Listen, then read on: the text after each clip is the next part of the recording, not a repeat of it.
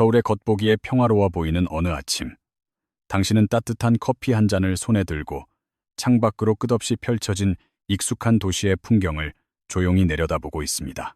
하지만 당신이 지금 안심하며 두 발을 디디고 서 있는 그 단단해 보이는 바닥은 사실 당신의 소유가 아니며 투입된 돈은 이미 흔적도 없이 사라졌습니다. 지난 10년이라는 긴 시간 동안 매일 12시간씩 쉼없이 일하며 뼈를 깎는 고통으로 모은 소중한 자산이 단 한순간에 허무하게 증발해버렸습니다. 이것은 단순히 스크린 속 공포 영화의 허구 이야기가 아니라 바로 오늘 아침 서울에서 수천 명의 사람들이 마주하고 있는 차갑고 잔혹한 현실의 이야기입니다. 당신은 평생을 바쳐 모은 그 거액의 보증금이 은행처럼 안전할 것이라 굳게 믿었지만 집주인은 이미 새벽 안개처럼 조용히 자취를 감추어 버리고 연락이 닿지 않습니다. 당신이 그토록 철석같이 믿고 의지했던 그 견고해 보이던 주거 시스템은 사실 위태로운 모래 위에 지어졌으며 지금 거대한 파도는 빠르게 우리에게 밀려오고 있습니다. 전세라는 한국의 독특한 제도는 한때 중산층으로 올라가는 유일한 희망의 사다리였지만 이제는 발을 딛는 순간 끝없이 추락하는 위험하고 깊은 함정문이 되어버렸습니다.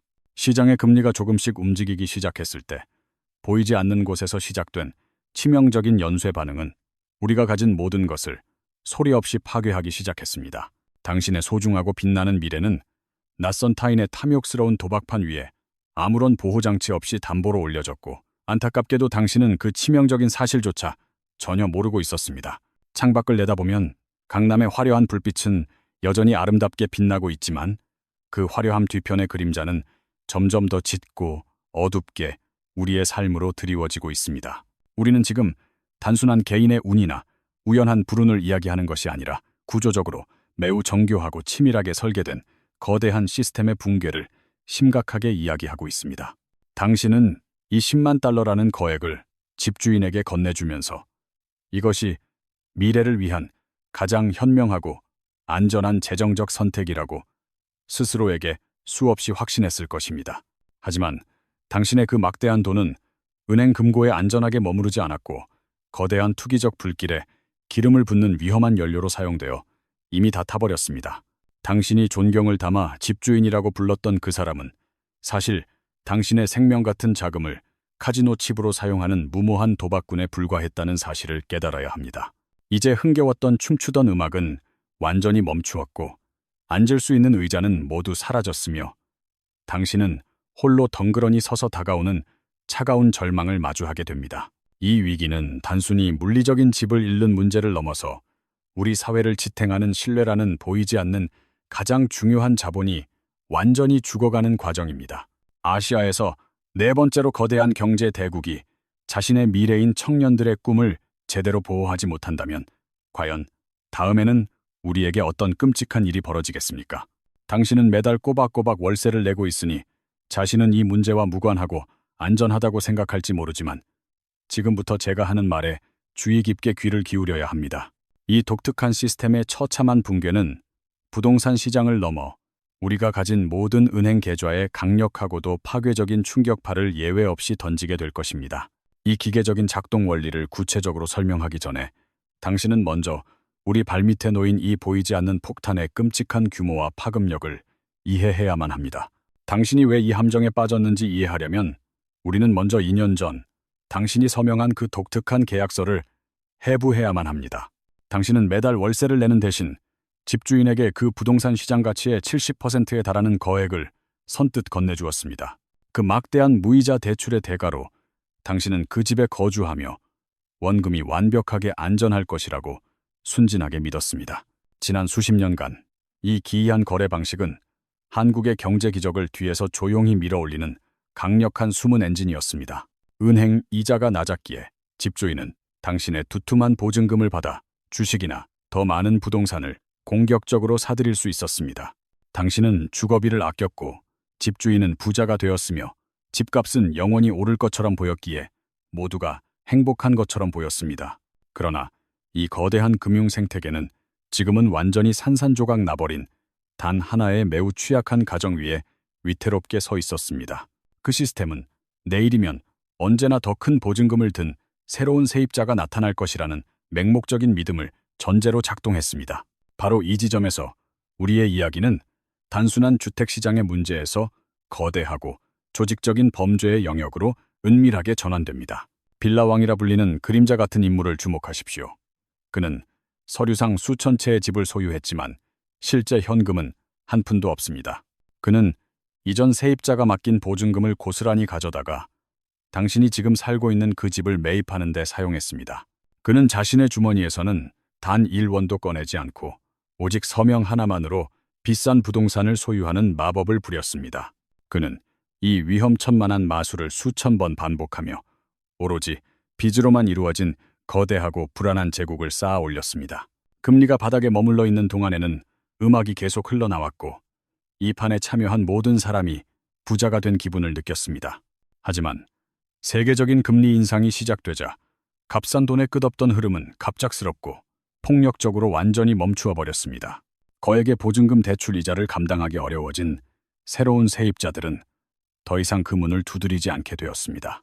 이제 집주인은 당신에게 20만 달러를 즉시 돌려줘야 하지만 그 돈은 이미 공중으로 흩어져 사라진 지 오래입니다. 당신의 평생 저축은 은행 금고에 안전하게 보관된 것이 아니라 낯선 다른 집의 벽돌 속에 단단히 굳어버렸습니다. 그 다른 집 또한 텅 비어 있으며 설상가상으로 시장 가치는 당신이 낸 보증금보다 훨씬 아래로 곤두박질 쳤습니다. 당신은 지금 당신에게 빚진 금액보다 훨씬 가치가 낮은 콘크리트 상자 안에 물리적으로 갇혀버린 신세가 되었습니다. 이 비극적인 시나리오에서 가장 끔찍한 반전은 수천 채를 소유한 그 집주인이 세금 체납으로 갑자기 사망하거나 잠적해버리는 순간에 발생합니다. 집주인이 사라지는 순간 당신이 살고 있는 그 집은 법원 경매시장이라는 차갑고 무자비한 도살장으로 즉시 끌려가게 됩니다. 당신은 법적인 보호를 기대하겠지만 국가가 징수해야 할 밀린 세금이 당신의 소중한 보증금보다 항상 먼저 배당받는다는 사실에 충격을 받을 것입니다. 경매가 시작되면 집값은 계속 떨어지고 결국 당신은 울며 겨자 먹기로 그 빚덩어리인 집을 직접 떠안아야만 합니다. 이것은 내 집 마련의 기쁜 꿈이 이루어지는 순간이 아니라 평생 갚아야 할 거대한 빚의 감옥에 갇히는 절망적인 순간입니다. 한국의 청년들은 지금 치열한 경쟁을 뚫고 대기업에 입사해도 이 시스템 하나로 모든 노력이 물거품이 되는 허무함을 목격하고 있습니다. 당신이 매일 밤 야근하며 꿈꾸었던 중산층으로의 진입은 이제 튼튼한 사다리가 아니라 발을 헛디디면 끝없이 추락하는 낭떠러지가 되었습니다. 세계 최저 출산율이라는 충격적인 통계 뒤에는 안정적인 보금자리조차 가질 수 없다는 청년 세대의 깊고 어두운 공포가 숨어 있습니다. 단 한 번의 임대차 계약 실수로 30대에 파산할 수 있는 사회에서 결혼과 출산은 감당할 수 없는 사치스러운 도박이 되었습니다.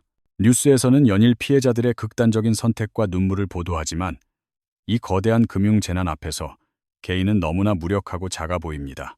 당신은 성실하게 살았다는 죄밖에 없지만 시스템은 당신에게 탐욕스러운 투기꾼들이 남긴 설거지를 대신하라고 차갑게 강요하고 있습니다. 이것은 단순한 금전적 손실을 넘어 한 국가의 미래를 책임질 세대의 노동 의욕과 삶의 희망을 뿌리째 뽑아버리는 행위입니다. 서울의 반지하방에서부터 고시원까지 실패한 부동산 정책이 만든 유령들이 청년들의 밤잠을 설치게 하며 미래를 갉아먹고 있습니다.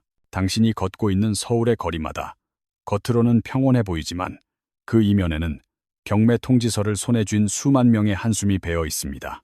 정부가 뒤늦게 전세 사기 특별법을 내놓으며 수습하려 하지만 이미 무너져버린 신뢰라는 댐을 다시 쌓기에는 턱없이 부족해 보입니다. 이제 사람들은 전세라는 제도를 서로를 돕는 품앗이가 아니라 언제 터질지 모르는 시한폭탄을 돌리는 러시안 룰렛 게임으로 인식하기 시작했습니다.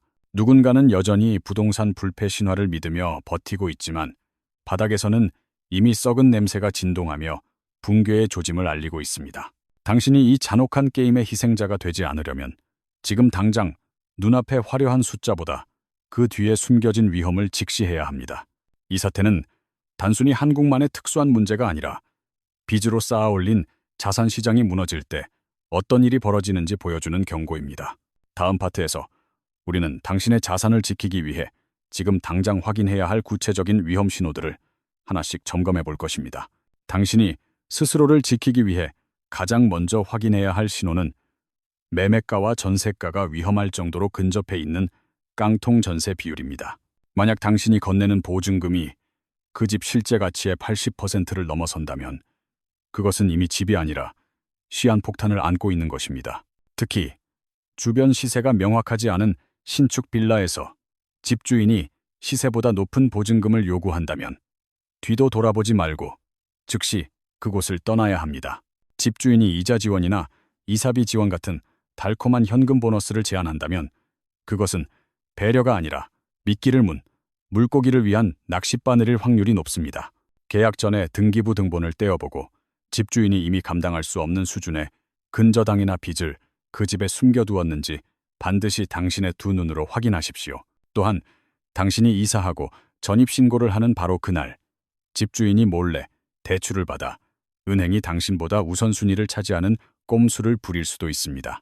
전세보증금 반환보증보험 가입이 불가능한 집이라면 아무리 집이 마음에 들어도 그 계약서에 도장을 찍는 순간 당신의 자산은 위태로워집니다. 집주인이 직접 나오지 않고 대리인이 모든 것을 처리하려 하거나 소유주가 최근에 갑자기 바뀌었다면 이것은 매우 강력한 위험 신호입니다.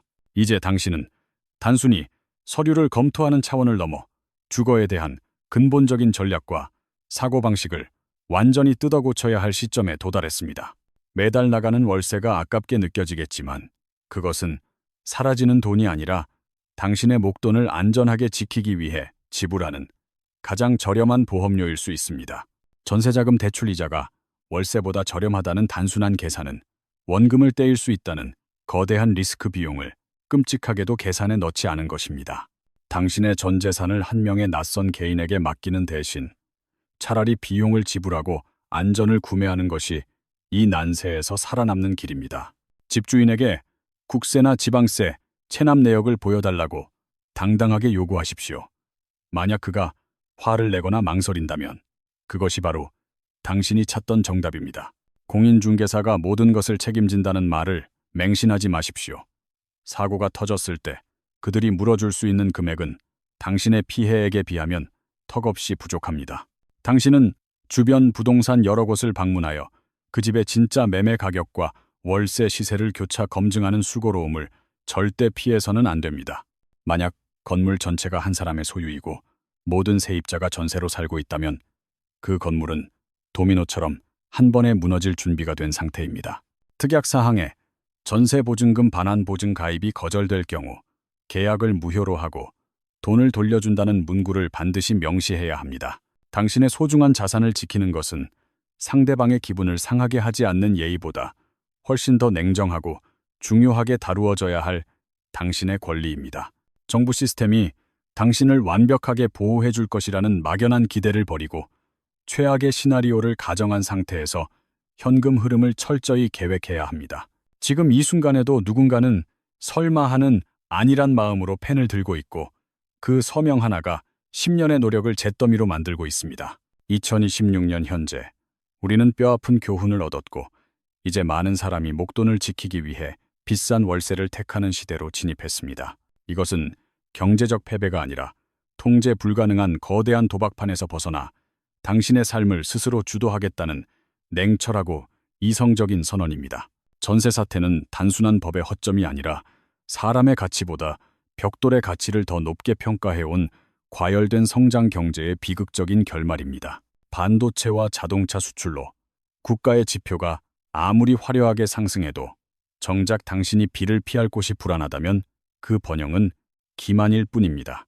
우리는 이제 집을 재산 증식을 위한 마법의 램프가 아니라 나와 내 가족을 외부의 위협으로부터 보호하는 안전한 요새로 다시 정의해야 합니다.